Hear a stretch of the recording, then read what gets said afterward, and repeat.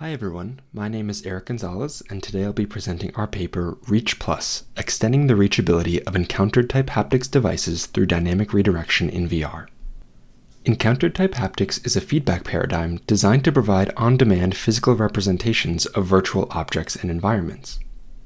Unlike wearable and handheld devices, encountered-type haptic devices, or EHDs, use an external system, such as a robotic arm, drone, or mobile robot to position touchable elements within the user's workspace.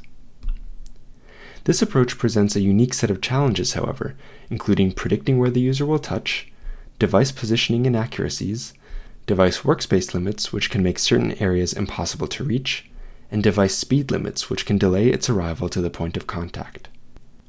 In this work, we focus on addressing the latter two challenges, which have a significant impact on the reachability of the EHD, or its ability to properly position itself at a target in time for contact. Here on the left, we see an example of an EHD unable to reach a target above its plane of movement. On the right, we see an example of an EHD arriving late to the point of contact.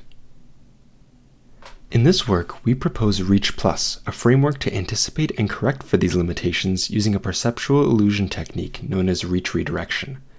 For objects outside of the device's workspace, the user's hand can be redirected to a point within it, as shown in this clip.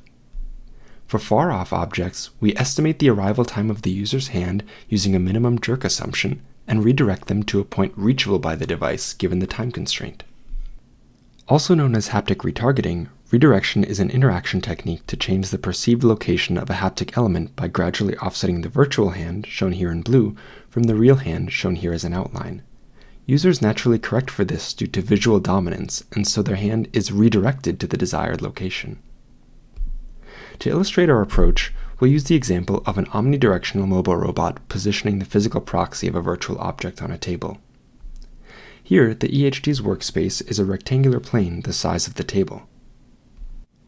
We first project the virtual object onto the nearest point in the device's workspace. We then use data from the first 100 milliseconds of reach to estimate the hand's arrival time at the point of contact. We do this using the minimum jerk assumption, which states that point-to-point hand movements tend to minimize the derivative of acceleration. In practice, this means the hand's velocity profile tends to follow a bell-shaped curve. We fit a polynomial of this form to the first 100 milliseconds of data and use the second zero to predict an ETA for the reach. Using this ETA, we can then determine the device's reachable space and map the object to the nearest reachable point. Finally, we apply redirection over the remainder of the reach so the user's physical hand is guided to the reachable point. In this way, we've now increased the likelihood that the user will feel the appropriate haptic feedback when they touch the virtual object.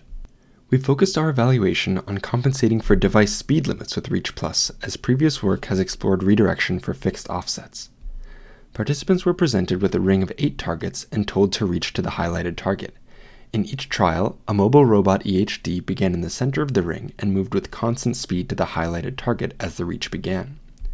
We tested 4 device speeds between 20 and 35 centimeters per second, and 3 redirection conditions: none, Reach+, and limited Reach+, in which the max amount of redirection was limited to 3 centimeters.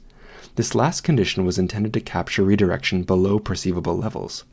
The general limit of 3 centimeters was estimated using reported perceptual thresholds by Zenner et al. And based on our target layout. We first looked at the impact of speed and redirection on the device's on-time arrival rate to the point of contact. Overall, we found a significant effect of both redirection condition and speed on arrival success.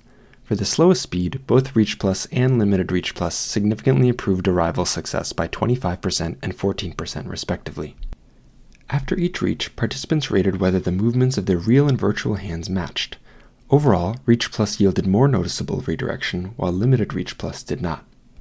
Participants also rated how well the physical sensation met their expectations of touching a real object. At the slowest speed, Reach+ and limited Reach+ led to physical interactions that better met users' expectations.